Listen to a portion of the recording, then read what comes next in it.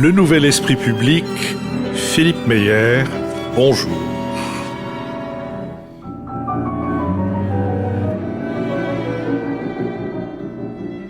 Bonjour, merci de nous retrouver pour ce nouveau Nouvel Esprit Public, en réalité pour le BADA, le supplément de ce Nouvel Esprit Public que nous avons enregistré il y a quelques instants à l'école alsacienne et en public, et nous avons évoqué la guerre en Ukraine et le budget 2023. Nous l'avons fait avec Jean-Louis Bourlange qui vient de partir car il a été appelé à une réunion stratégique. Ceux d'entre vous qui ont écouté l'émission de dimanche savent qu'il rentre d'Ukraine où il était avec une délégation de l'Assemblée nationale. Et nous l'avons fait aussi avec Nicolas Bavrez, essayiste et avocat, avec Marc-Olivier Padis, directeur des études de la Fondation Terra Nova, et avec Lucille Schmidt, membre du comité de rédaction de la revue Esprit. Avant de passer la parole à nos auditeurs, je voudrais rappeler que le vendredi 14 septembre à 19h à la Fondation Michalski, que connaissent tous les Suisses et pour laquelle vous trouverez tous les renseignements nécessaires sur notre site, y compris la possibilité de vous inscrire à la Fondation Michalski, nous enregistrerons l'Esprit Public qui sera diffusé le 16 et nous l'enregistrerons avec Lionel Zinsou, avec Lucille Schmidt, avec Richard Verly et c'est le 14 octobre, évidemment, me fait-on, parce que le 14 septembre, ce serait vraiment très optimiste de penser que nous serions encore le 14 septembre en état d'enregistrer quoi que ce soit, où que ce soit. Donc le 14 octobre, nous enregistrerons l'émission du 16 octobre avec, je l'ai dit, Lucille Schmidt, Lionel Zinsou, Richard Verly et notre confrère et fondateur, multifondateur, je dirais, de journaux suisses, Jacques Pillet. C'est désormais maintenant à la salle qu'est la parole, et selon la formule traditionnelle, la première question étant toujours la plus difficile, nous commencerons par la deuxième. Monsieur. Le micro vient à vous. Oui, bonjour. Bonjour. Donc sur la partie française de l'émission, Monsieur Bourlange nous a dit que les problèmes étaient bien identifiés au nombre de 6, mais qu'il n'y avait aucune solution. Quel est l'avis des autres sur l'aspect solution? Le premier qui a une solution aura gagné le droit de s'exprimer le premier. Lucille Schmidt. Moi, les femmes sont toujours positives. Non, mais j'ai pas de solution clé en main. Mais ce que j'observe, c'est que la difficulté qu'on a sur les aspects budgétaires, c'est vraiment d'articuler le conjoncturel et le structurel. Et on voit bien que l'annualité budgétaire incite à avoir une approche au fil de l'eau.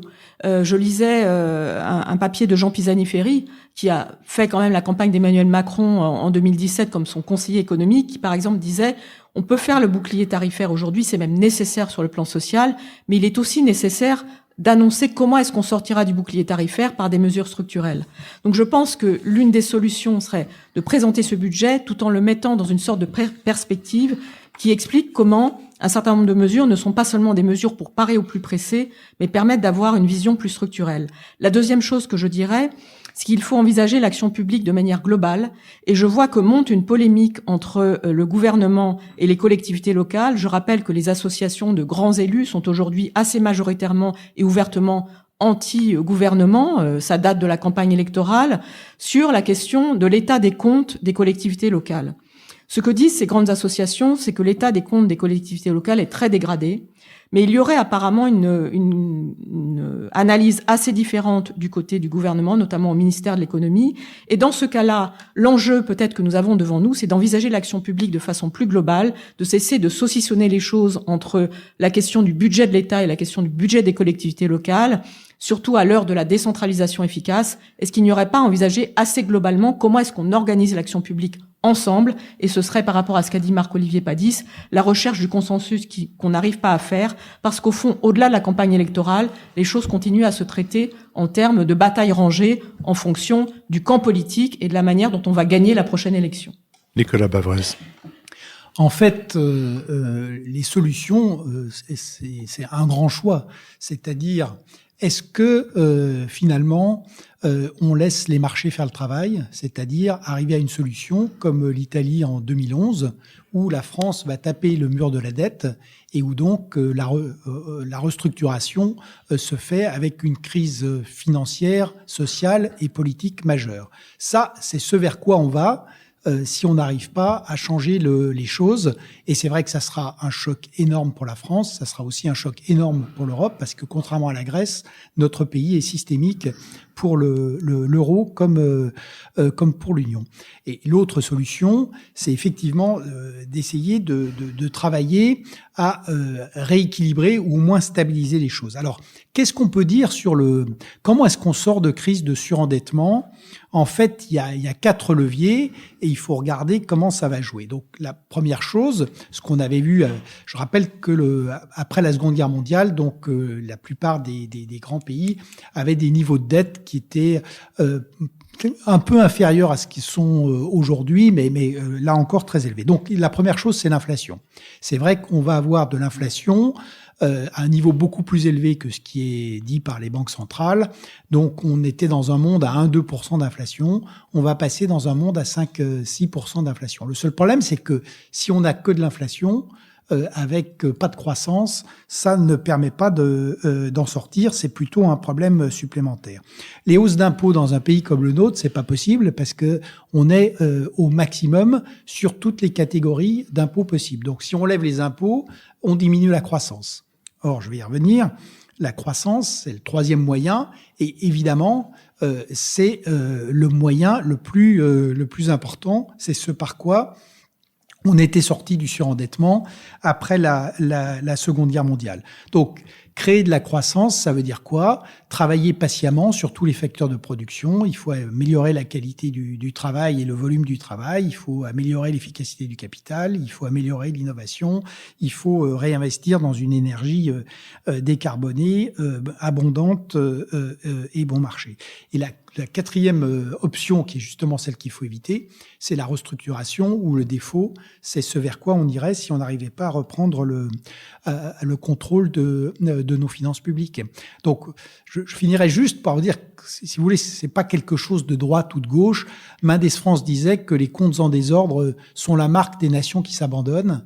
Il avait parfaitement raison. Aujourd'hui, très franchement, la France est vraiment menacée. Beaucoup de responsables parlent de souveraineté. La première manière de perdre sa souveraineté, c'est de se retrouver dans une situation de panique financière comme ce que vit aujourd'hui le Royaume-Uni. Marc-Olivier Padis.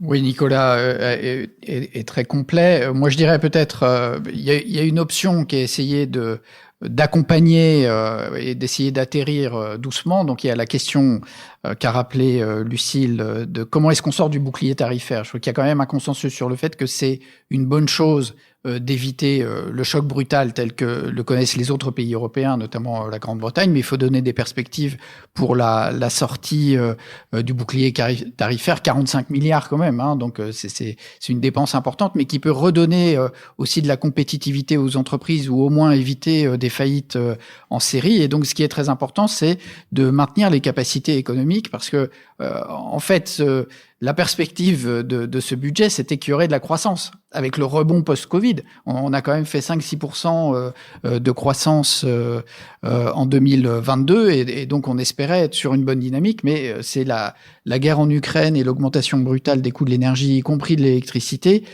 qui ont fermé la porte. Et donc c'était pas complètement fictif comme budget. Il y a simplement un effet de conjoncture. Et puis il y a, alors bon, ce qu'a dit Nicolas, l'effet de l'inflation qui peut éroder la dette, qui va aussi prendre un peu, disons, aux personnes qui ont des rentes. Et puis on comprend que c'est dans ce contexte-là, je me prononce pas là-dessus, mais on voit comment ça s'articule d'un point de vue politique, que le débat sur le travail est reposé. C'est ce qu'essaye de faire le gouvernement. Mais l'articulation entre l'exercice budgétaire et puis la question réforme de l'assurance chômage plus retraite ne va pas de soi dans l'explication publique parce qu'on fait pas le rapport. C'est pas les mêmes budgets. En tout cas, les retraites et le budget de l'État, c'est pas le même budget. Donc pourquoi amener cette question ? Parce que effectivement, un des leviers, c'est d'augmenter le travail. Encore faut-il que les fins de carrière soient véritablement faites dans l'emploi. Ce qui est un des handicaps structurels du marché du travail français, c'est que les gens sont poussés vers la sortie très très tôt et que à l'âge de la retraite légale, en fait, il y a déjà beaucoup de gens qui sont sortis en réalité du marché du travail, alors que si ils y restaient, leur cotisation évidemment améliorerait beaucoup l'équilibre des comptes. Est-ce que je peux dire un petit mot supplémentaire ? Oui, moi je voulais dire une chose, c'est qu'il y a une espèce de pensée qui s'est installée, qu'il faut forcément baisser les impôts, sauf du côté de la gauche. L'idée c'est de taxer les super profits, mais il y a même plus de discours sur la question de l'utilité de l'impôt. Et je suis assez frappée de ça, c'est-à-dire qu'aujourd'hui la dépense publique, donc on met voilà, elle s'accélère. Mais il n'y a jamais une discussion sur à quoi ça sert les recettes publiques. C'est-à-dire qu'il y a un vrai sujet, me semble-t-il, sur cet enjeu-là. Je trouve que même l'expression des super profits, je la trouve assez maladroite parce que moi, je pense qu'on devrait parler d'une réhabilitation de l'impôt et expliquer à quoi servent nos impôts de manière un petit peu générale, ce qui permettrait peut-être d'organiser justement du consensus national sur cette question des dépenses publiques, des recettes publiques, etc. Ça reste une espèce de débat réservé au fond à des techniciens, à l'Assemblée nationale, à des économistes, alors que je crois que c'est un débat citoyen. Et sur ce plan, je voulais aussi revenir par rapport à ce que tu disais, Nicolas, dans le BADA, je te tutoie. Je voulais revenir sur cette question de la dette. On sait qu'il y a aujourd'hui un débat qui est posé à gauche sur qu'est-ce qu'on qualifie de dette et en quoi est-ce qu'il y a une dette qui est utile et une dette qui, au fond, serait une dette au fil de l'eau. L'enjeu sur les investissements écologiques, c'est tout de même que ça coûte extrêmement cher. Et donc, la question du retour à l'équilibre des finances publiques, il faut aussi l'envisager au service d'un projet et expliquer comment est-ce qu'on va, encore une fois, transformer l'appareil productif, transformer nos manières de faire, etc. Donc, je pense que le débat technique budgétaire doit s'articuler à un discours politique que je trouve aujourd'hui mal tenu. Le gouvernement dit qu'il pratique la politique de l'offre, mais la vérité, c'est qu'il fait un budget de protection des citoyens et en même temps exonérant les entreprises de l'impôt. Ça fait beaucoup de choses à la fois et il faut avoir un discours politique qui explique en quoi est-ce qu'on tient un projet qui est cohérent et on organise l'avenir. Marc-Olivier Padis. Oui, je voulais juste réagir sur exonérer les entreprises de l'impôt. Là, je trouve que c'est quand même exagéré. D'abord, effectivement, le taux d'imposition a baissé, ce qui a permis de faire... ce qui n'a pas été incompatible avec une augmentation des rentrées fiscales. C'est-à-dire que l'impôt sur les sociétés a rapporté 40 milliards en 2002 et 55 est prévu en 2023. Donc, parce que l'activité est bonne, les entreprises font des bénéfices et elles sont imposées dessus. Et puis, alors je suis d'accord sur l'idée réhabiliter l'impôt, ce qu'avait fait François Hollande. On voit avec quel succès même au sein de la gauche. Il est loin d'être considéré comme un emblème, et pourtant je trouve d'ailleurs de façon injuste, parce qu'il a annoncé ce qu'il ferait, il a fait ce qu'il avait dit, mais ça l'a rendu impopulaire, ça c'est comme ça. Je suis d'accord sur l'idée, c'est une question de justice fondamentale, mais il faut aussi juste rappeler des éléments d'ordre de grandeur. C'est-à-dire que l'impôt sur les entreprises, c'est 55 milliards, le déficit, c'est 155 milliards. Donc il faudrait tripler l'imposition des entreprises pour arriver à une espèce d'échelle qui permettrait de répondre. Alors, il ne s'agit pas de répondre au déficit uniquement avec l'impôt sur les sociétés, mais dire il faut augmenter l'impôt sur le revenu aussi. L'impôt sur le revenu, c'est 87 milliards. Donc c'est pas des ressources suffisantes pour résoudre l'équation. Réhabiliter l'impôt, c'est aussi réhabiliter la dépense publique. Réhabiliter la dépense publique, ça ne veut pas dire annoncer qu'on va augmenter la dépense publique, ça veut dire qu'on va en augmenter l'efficacité, et il y a un certain nombre même un nombre certain de pistes concrètes qui sont données dans cette direction par la Cour des comptes. Et cette Cour des comptes, qui au fond n'existerait pas sans le Canard enchaîné, ou à peu près. Enfin, c'est la principale contribution qu'elle peut faire. Cette Cour des comptes devrait pouvoir orienter cette réhabilitation de la dépense publique, sans compter tous les domaines dans lesquels elle n'a pas compétence et qui transforment la dépense publique en instrument, en aliment d'un népotisme qu'on voit dans énormément de collectivités locales et territoriales. Autre question, remarque, manifestation de colère, de désaccord de monsieur. Bonjour, je vous remercie. Je me permettrai de revenir sur le premier sujet international et peut-être de m'orienter vers la Chine. Alors, nous savons que Philippe Meyer juge les prévisions difficiles, notamment lorsqu'elles concernent l'avenir. Néanmoins, j'aimerais savoir si, après Samarcande et en prévision du Congrès du Parti communiste, on peut toujours faire un parallèle entre l'Ukraine et Taïwan. Et si la guerre en Ukraine ne va pas donner une bonne leçon à Xi Jinping, qui hésiterait maintenant à envahir Taïwan. Nicolas Bavrez. Alors, la Chine, j'allais dire, l'idée du combat de dogs sous un tapis s'applique encore plus à la Chine. C'est-à-dire que le système est complètement opaque. Il l'est d'autant plus que la Chine est un pays dont les frontières sont maintenant fermées depuis pratiquement 3 ans. Samarcande, c'était la première sortie de Xi Jinping en dehors du territoire chinois. C'était intéressant de voir que c'était consacré à un sommet des pays du Sud où l'Occident s'est trouvé en position d'accusé. Donc la position aujourd'hui de la Chine, elle est compliquée. Elle est compliquée parce que la première chose, c'est le changement radical de régime économique. Ce que je rappelais, entre la stratégie zéro Covid qui a désorganisé la production et qui a cassé la demande intérieure qui était censée prendre le relais du modèle traditionnel, les problèmes de krach immobilier, des débouchés quand même qui deviennent de plus en plus problématiques à l'étranger, les problèmes de sécheresse. Donc il y a là une très grande difficulté. On le voit par exemple aussi sur Hong Kong, où le fait d'avoir complètement normalisé Hong Kong a tué Hong Kong. Donc aujourd'hui, ils essayent de réouvrir un peu, mais en fait, Singapour a pris la place qu'occupait Hong Kong.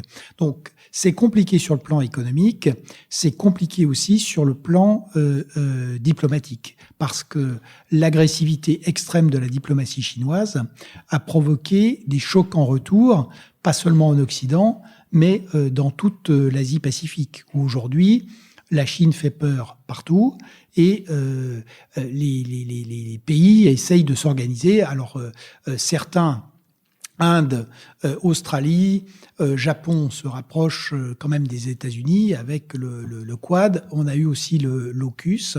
Donc, c'est un système qui est aujourd'hui un système fragilisé, alors qu'il y a l'échéance pour Xi Jinping décisive, qui est le 20e congrès du Parti communiste, où il doit avoir un 3e mandat. Donc, ce qui est risqué aujourd'hui, c'est quoi? C'est le fait que maintenant qu'il a complètement cassé la dynamique de l'économie, il reste un pilier de légitimité pour Xi, qui est Taïwan, sur lequel et donc c'est l'hypernationalisme qui va rester la principale source de légitimité du Parti communiste dans les années qui viennent. Donc ça crée une pression. À l'inverse, c'est vrai que ce qui s'est passé en Ukraine a beaucoup basculé, c'est-à-dire que au départ, Poutine avait vendu son blitz, c'est-à-dire que le problème devait être réglé en une semaine, et que ce qui se passe aujourd'hui, que l'Europe, l'Occident devait être humilié, décomposé, que c'était une nouvelle retraite, et que du coup, ça rouvrait la porte à une attaque sur Taïwan. Ce qui se passe aujourd'hui est évidemment beaucoup plus compliqué, parce qu'on voit que quand les gens se battent pour leur liberté et qu'on a affaire à une nation qui se constitue et qui résiste, eh bien les choses sont difficiles sur le plan militaire. On voit que l'Occident s'est plutôt réveillé, même si ça reste fragile, mais incontestablement, en Europe comme aux États-Unis, il y a des choses qui sont positives. Donc en réalité, et il va de soi que la Chine, qui est déjà mal à l'aise, puisque la Chine défend normalement la souveraineté, qui était mal à l'aise sur ce plan-là et qui était assez proche de l'Ukraine aussi.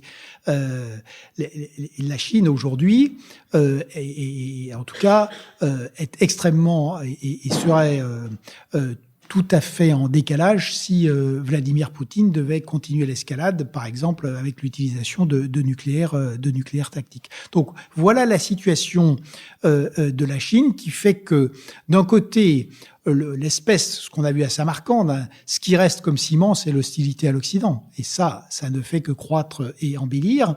Mais ce qu'on savait déjà, en fait, il y a une divergence d'intérêt très forte avec la Russie.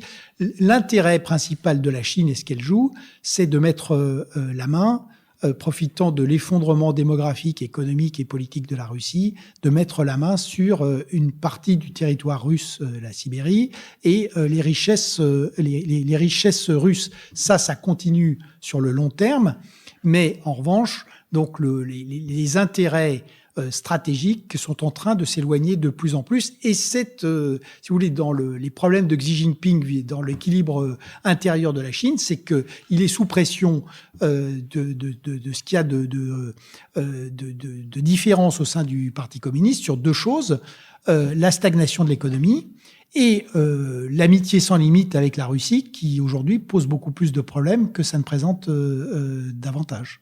Lucille Schmid. Oui, juste une petite chose qui appuiera ce que vient de dire Nicolas Bavray.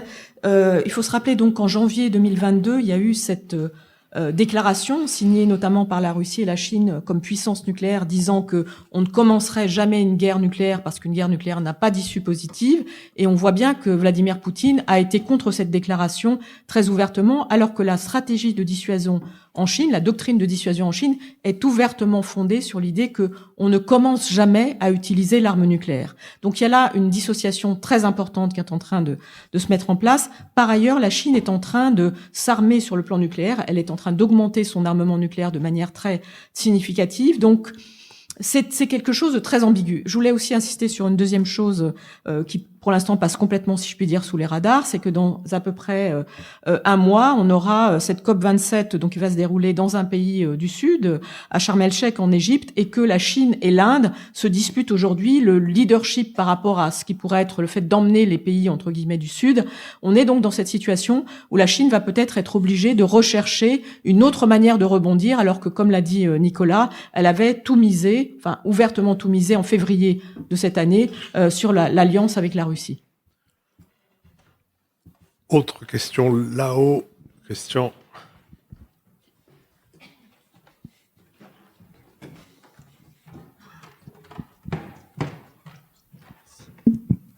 Bonjour et merci pour vos propos.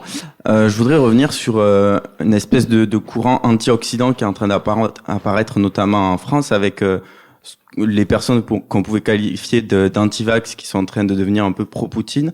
On a pu voir sur les réseaux sociaux notamment beaucoup de nos concitoyens applaudir son discours, dire il avait révélé une certaine réalité dans ses propos. Est-ce qu'on pourrait pas voir venir une espèce de crise sociale en Europe? Première question. Et deuxièmement, est-ce que le support occidental à l'Ukraine ne va pas petit à petit s'effriter devant une crise sociale qui pourrait apparaître, notamment par rapport aux hivers à venir? Marc-Olivier? Oui, vous avez tout à fait raison sur le constat. C'est un peu un pari qu'a fait notamment Moscou, d'essayer de stimuler par différents moyens de propagande, y compris de façon très active sur les réseaux sociaux, tout ce qui est dissension interne au sein des pays européens, sans d'ailleurs que ça suppose nécessairement une ligne cohérente de discours, mais simplement diffuser des informations, des fausses informations qui contribuent à entretenir un malaise, une confusion, une contestation un peu vague, mais un peu générale. Alors, est-ce que ça peut aller jusqu'à une crise sociale et à fragiliter fragiliser le support notamment européen à l'Ukraine. Pour le moment, c'est pas le cas. On a observé de très près les risques d'interférence dans les élections aussi, puisque on avait vu que dans le cas de la Grande-Bretagne, ça avait joué un rôle.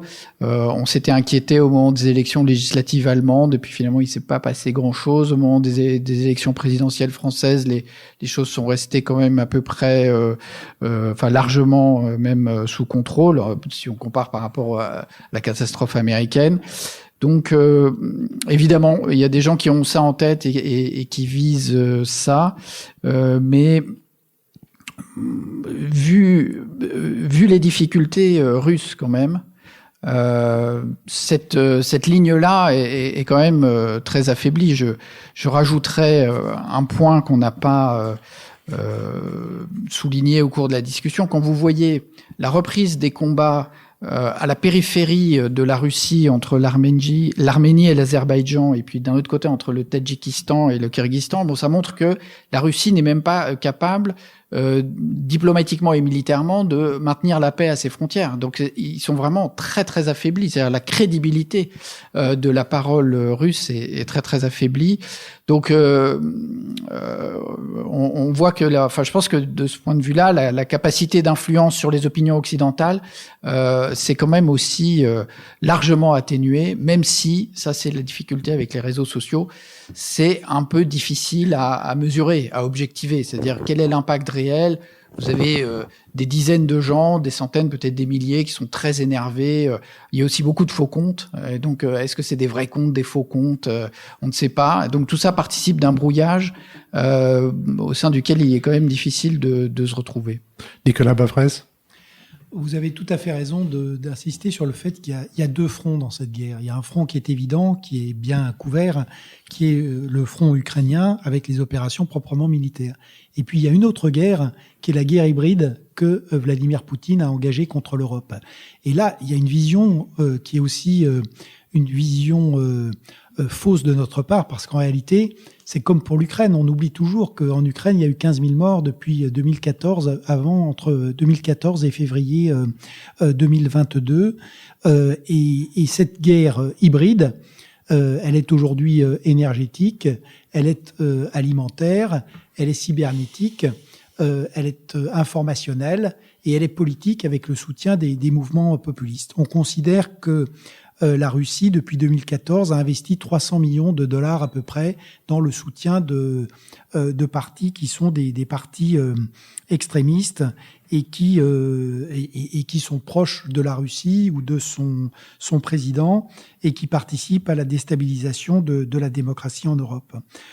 Donc c'est certain que cet hiver 2022-23 va être très très important pour voir si sur parce que Poutine est vraiment sur la défensive sur le front militaire ukrainien. Donc ce que montre aussi l'attaque sur les gazoducs, c'est que il va essayer de porter l'effort maximal pour faire céder le front, la résilience des sociétés européennes.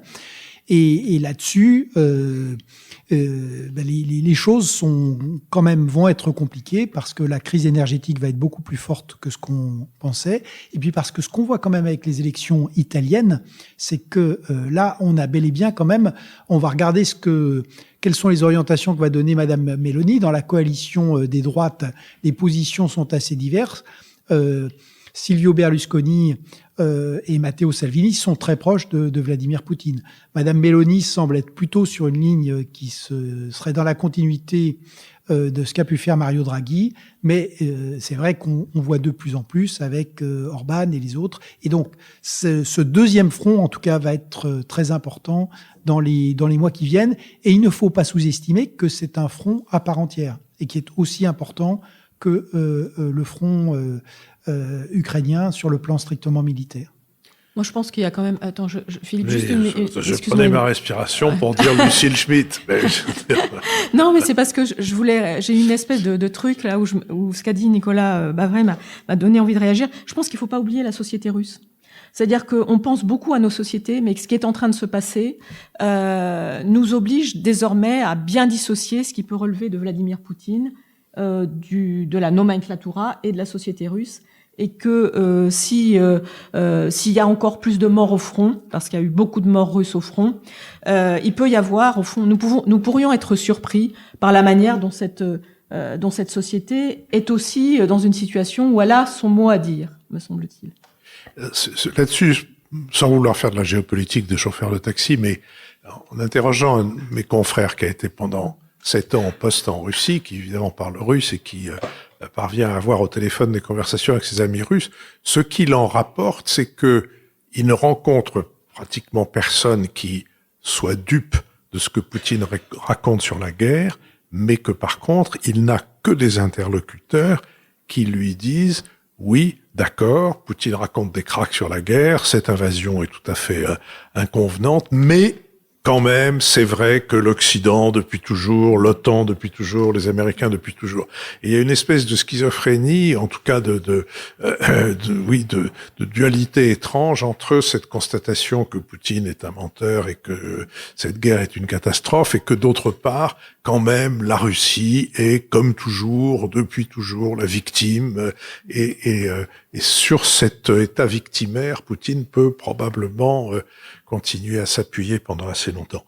Je voudrais remercier Laurie Galligani et Christian Sori qui ont enregistré cette conversation, ces échanges avec le public, remercier l'école alsacienne qui nous y a accueillis, rappeler que le 14 octobre, nous serons à la Fondation Michalski pour l'enregistrement de notre émission, et annoncer que le Bada de la semaine prochaine sera fait du premier d'une série de 3 entretiens avec Amos Reichmann.